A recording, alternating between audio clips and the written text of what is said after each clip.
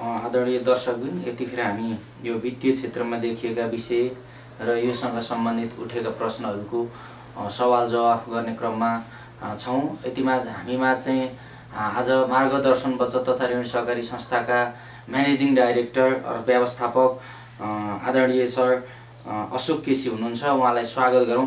स्वागत छ सर यहाँलाई हाम्रो झरना खबरमा। नमस्ते। झरना खबर हेरेर बस्नुहुने सम्पूर्ण दर्शकहरूलाई म अशोक केसीको तर्फबाट नमस्कार भन्न चाहन्छु। अब सर यतिखेर हामी यो लकडाउनको प्रणालीमा छौँ।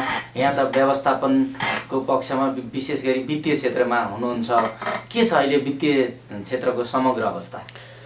पछिल्लो यो कोरोनाको जुन महामारी विश्वभरि फैलिरहेको छ, यो अवस्थामा सरकारले लकडाउन गरिरहेको अवस्थामा हामी पनि लकडाउनकै वरिपरि नै छौँ, जसको बावजुद चाहिँ हामीले वित्तीय क्षेत्रमा विभिन्न सदस्यहरूले राख्नुभएको पैसा चाहिँ जुनसुकै बेला आवश्यक पर्छ भन्ने हेतुले हामीले चाहिँ संस्था केही समय चाहिँ खुलाइरहेका छौँ, सेवा दिइ नै रहेका छौँ।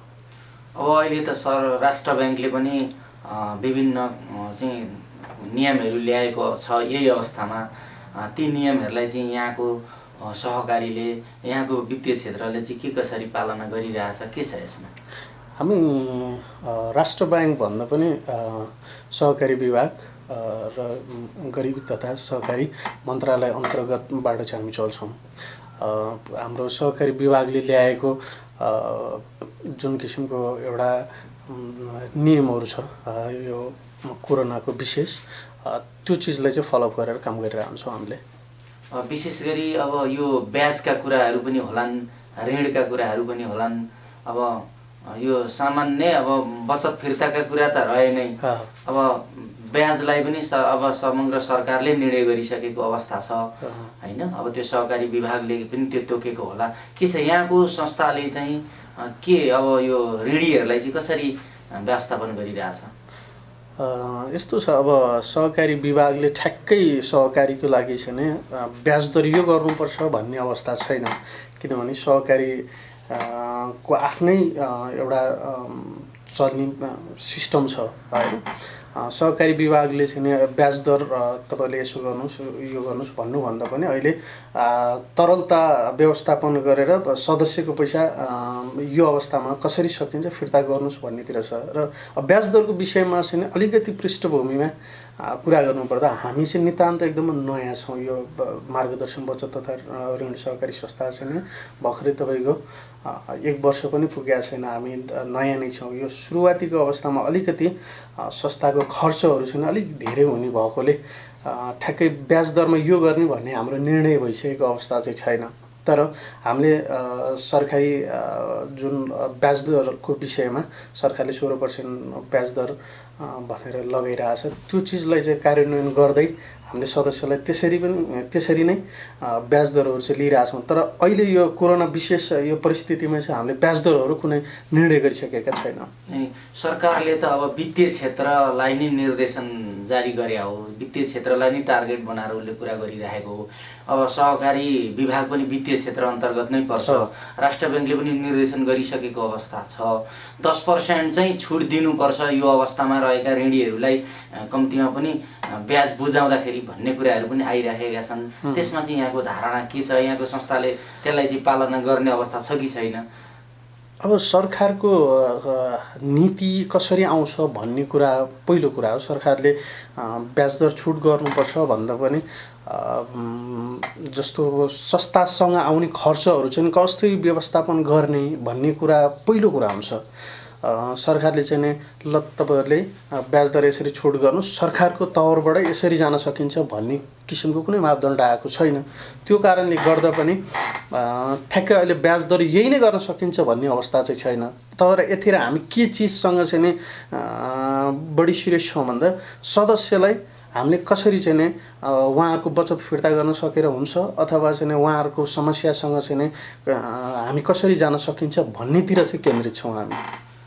अब सहकारी त विशेष गरी बजारसँग सम्बन्धित छ। अब अहिले त बजारहरू सबै बन्द भएका अवस्था छन्। तपाईहरुले व्यवस्थापनको हिसाबले यसलाई चाहिँ कसरी हेर्नु भएको छ? अब यहाँ त कर्मचारीहरू पनि हुन्छन्, कर्मचारीहरूलाई पनि व्यवस्थापन गर्नुपर्ने हुन्छ, यसमा स्यालेरीहरूको कुरा पनि जोडिन्छन्, त्यसलाई चाहिँ कसरी म्यानेज गर्नुभएको छ? यस्तो छ, अब यो सरकारको लकडाउनको नीतिअनुसार तपाईँको सामाजिक दूरी कायम राखेर संस्थाहरू सञ्चालन गर्ने भन्ने कुरा छ। हामीले चाहिँ नि अहिले सीमित कर्मचारी, तपाईँको 2 देखि 3 जना मात्रै कर्मचारीहरू चाहिँ संस्थामा राखेर त्यसरी सञ्चालन गरेका छौँ। विशेष गरी अब सहकारी क्षेत्र, समग्र वित्तीय क्षेत्र बजारमा आश्रित छ, बजारसँग सम्बन्धित छ। अब बजारहरू अहिले बन्द छन्, यसमा चाहिँ तपाईँहरूले कसरी सञ्चालन गरिरहनु भएको छ? यहाँ त स्टाफहरू पनि छन्, म्यानेज गर्नुपर्ने हुन्छ, स्यालेरीका कुराहरू पनि छन्, यसले चाहिँ तपाईँहरूले कसरी म्यानेज गरिरहनु भएको छ? के छ यसमा? सरकारले ल्याएको लकडाउन नीतिअनुसार नै हामी चलिरहेका छौँ। सरकारले सामाजिक दूरी कायम राखेर संस्था सञ्चालन गर्ने, वित्तीय संस्थाहरू सञ्चालन गर्ने भन्ने कुरा छ। हामीले चाहिँ नि सुरुवातीको अवस्थामा केही दिन चाहिँ हामीले बन्द नै गऱ्यौँ, तर हामीले सूचना जारी गरेर सम्पर्क नम्बर तोकेर हामीले चाहिँ नि सूचना जारी गरेका थियौँ, जसले कसैलाई आपतकालीन समस्या भयो भने हामी चाहिँ नि नगद प्रवाह गर्ने भन्ने कारणले गर्दा हामीले सूचना त्यसरी जारी गऱ्यौँ। र पछाडि हामीले चाहिँ नि दोस्रो चरणको लकडाउनपछि चाहिँ हामीले संस्था पूर्ण रूपमा बिहान 9:30 देखि 12 बजीसम्म चाहिँ सञ्चालन गरि नै राखेका छौँ। किनभने यो विषम परिस्थितिमा सदस्यहरूलाई उहाँहरूले बचत गर्नुभएको पैसा जुनसुकै बेला पनि आवश्यक पर्न सक्छ। लिमिटेसन एउटा क्यासहरू राखेर अथवा चाहिँ पूर्व तयारी बिना चाहिँ बसिरहनु भएको कारणले गर्दाखेरि जुनसुकै बेला समस्या पर्ने भएकोले हामीले चाहिँ उहाँहरूलाई सेवा दिनुपर्छ, उहाँहरूको समस्यालाई हामीले कुन तवरले समाधान गर्न सकिन्छ भनेर हामीले चाहिँ संस्था अहिले सञ्चालन गरि नै रहेका छौँ। अब मौजातका कुराहरू पनि हुन्छन्। अब बचत फिर्ता गर्नको लागि त सहकारीले मौजात त राख्नुपर्ने हुन्छ, त्यो मौजात लगेर कुनै ब्याङ्कमा राखेको हुनसक्छ सहकारीहरूले। अब ब्याङ्क पनि कतिपय अवस्थामा नखुलेका चाहिँ देखिन्छन्। त्यो जुन परिधि, जुन समयलाई चाहिँ तपाईँहरूले कसरी हेर्नुभयो? या तपाईँहरूले आफ्नै यही सहकारीमा कुनै एउटा सीमित त्यस्तो ठाउँ राखेर अथवा सुरक्षित ठाउँ बनाएर राख्नु भएको थियो कि बचत जुन हुन्छ नि आम नागरिकहरूले बचत गरेको रकम, त्यसलाई चाहिँ कसरी हेर्नु भएको छ, कसरी म्यानेज गरिरहनु भएको छ? यस्तो छ, यो वित्तीय क्षेत्रमा एउटा तरलता व्यवस्थापन भन्ने हुन्छ। तपाईँको पल्सको चाहिँ मापदण्ड अनुसार तरलता व्यवस्थापन तपाईँको 10%देखि 20%सम्म, 10 to 20%सम्म चाहिँ तरलता व्यवस्थापन गर्नुपर्छ भन्ने हुन्छ। हामी त्यही तरलता व्यवस्थापनमै बसेका हुन्छौँ। यो तपाईँको यो जुन पछिल्लो समय कोरोनाको एउटा महामारी विश्वभरि फैलिरहेको छ, यो अवस्थामा तपाईँको तरलता, हाम्रो तरलताले धान्न नसक्ने पनि हुनसक्छ र मार्केटबाट पैसा आउने त सम्भावनै हुँदैन। हामीले यही तरलतालाई चाहिँ नि कति पर्सेन्ट दिने, त एउटा सदस्यलाई एउटा खाताबाट कति पर्सेन्टसम्म झिक्न मिल्ने भन्ने एउटा मापदण्ड तोकिएको छ, जुन हामीले चाहिँ नि एउटा खाताबाट तपाईँको एक दिनमा 10,000सम्म चाहिँ नि उहाँले झिक्न पाउने भनेर सूचना जारी गरेका छौँ। र उहाँलाई फेरि भोलिका दिनमा, अहिले त कुनै तपाईँको अन्य कारोबार हुने समय त होइन, त्यही घर खर्च व्यवस्थापनको निम्ति मात्रै हो। त्यो कारणले गर्दाखेरि हामीले 10,000 चाहिँ नि एउटा खाताबाट दिने भन्ने निर्णय गरेका छौँ। त्यही अनुरूप नै हामीले सदस्यलाई सेवा प्रदान गरि नै रहेका छौँ। आगामी दिनमा अब यो चाहिँ समस्याहरू त देखिन्छन्, बजार खस्किँदो अवस्थामा छ, जसले गर्दा अब आउने भावी चाहिँ यो वित्तीय क्षेत्रका समस्या, चुनौतीहरू चाहिँ यहाँ के देख्नुहुन्छ? कस्ता खालका चुनौतीहरू आउन सक्छन्? यो एकदमै गम्भीर प्रश्न हो। तपाईँको यो विश्वमा भइरहेको अर्थतन्त्र चाहिँ नै डामाडोल भइरहेको स्थिति छ। विश्व नै अहिले आक्रान्त भइरहेको अवस्था छ। तपाईँको विश्वको अर्थतन्त्र अहिले ठप्प नै छ। त्यसको तपाईँको असर नेपालमा पनि परि नै रहेछ। अहिले लकडाउनको अवस्थामा छ, धेरै मात्रामा सङ्क्रमणहरू देखिरहेको अवस्था छ। हाम्रो देश कुन कन्डिसनमा थियो भने विकास उन्मुख देशको रूपमा हाम्रो देश गइरहेको अवस्थामा, राजनीतिक स्थिरता नभइरहेको अवस्थामा, आर्थिक विषयमा एकदमै गाह्रो भइरहेको स्थिति हो। तर अब भोलिका दिनमा यो चिज चाहिँ नै यसले चाहिँ भोलि विकराल रूप नलिएला भन्न सकिन्न, किनभने कल कारखानाहरू सबै बन्द छन्, आउने स्रोतहरू सबै बन्द छन्। हाम्रो देश फेरि तपाईँको रेमिटेन्सले धानेको देश, त्यो कारणले गर्दा पनि अब वैदेशिक रोजगारीमा हुनेहरूको पनि अहिले रोजीरोटी बन्द भएको अवस्था छ र उहाँहरूले वहाँबाट अर्निङ गरेर नेपाल पठाउन सक्ने अवस्था छैन र बजारहरू कल कारखानाहरू सम्पूर्ण बन्दै छ। भोलिका दिनमा यसले यो आजको स्थितिले चाहिँ तपाईँको अझै वर्षौँपछि देशको अर्थतन्त्र धकेलिने अवस्था छ। त्यसको असर प्रत्यक्ष अप्रत्यक्ष रूपमा सहकारी क्षेत्रलाई नै पर्ने देखिन्छ, पर्छ नै, किनभने उहाँहरूले राख्नुभएको बचत हुन्छ, हामीले समग्र रूपमा बचत फिर्ता गर्न सक्ने अवस्था हुँदैन। किन हुँदैन भन्दा हामीले तपाईँको तरलता व्यवस्थापन तपाईँको पल्सको चाहिँ सिद्धान्तअनुसार तरलता व्यवस्थापन गरेका हुन्छौँ, तर उहाँहरूले पठाउनु भएको डिपोजिट, उहाँहरूले राख्नुभएको पैसा हामीले लगानी पनि गरेका हुन्छौँ।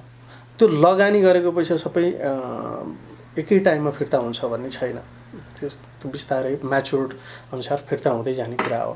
त्यसैले यो चिजलाई चाहिँ एकदमै गम्भीर रूपमा लिनुपर्ने अवस्था छ र यो कुराहरू चाहिँ नै सदस्यले पनि बुझ्नु जरुरत छ कि परिस्थिति यो छ, हामीले कसरी व्यवस्थापन गर्दै जाने र सहकारी अन्य वित्तीय क्षेत्रलाई कसरी सपोर्ट गर्ने, कसरी बुझ्ने भन्ने कुराहरू सदस्यहरू पनि बुझ्न जरुरत छ।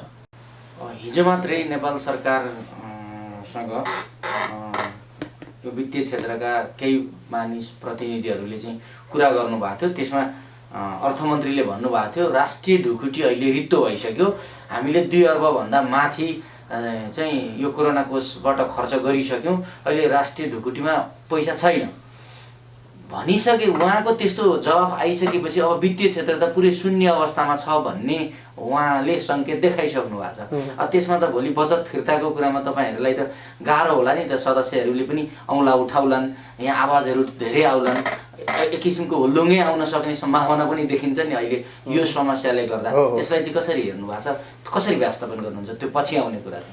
यो एकदमै महत्त्वपूर्ण, एकदमै गम्भीर विषय हो यो।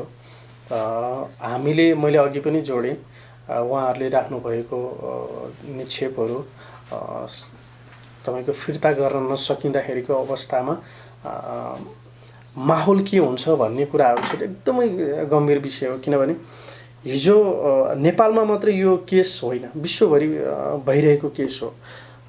तपाईँको नेपाल सरकारमा आउनुपर्ने जुन कोषहरूमा जम्मा गर्नुपर्ने पैसाहरू हुन्छन्, ती चिजहरू ठप्प नै हुन्छ। त्यो कारणले गर्दाखेरि सरकारको ढुकुटीमा समस्या आउनु त्यो स्वाभाविक विषय हो र त्यो चिजले गर्दाखेरि अब सरकारले कुन नीति लिन्छ भन्ने कुरा हो। भोलिका दिनमा सरकारले पब्लिकलाई के चिज चाहिँ भन्छ अथवा आफ्नो जनताहरूको निम्ति कस्तो किसिमको एउटा योजनाहरू ल्याउँछ भन्ने कुरा हो।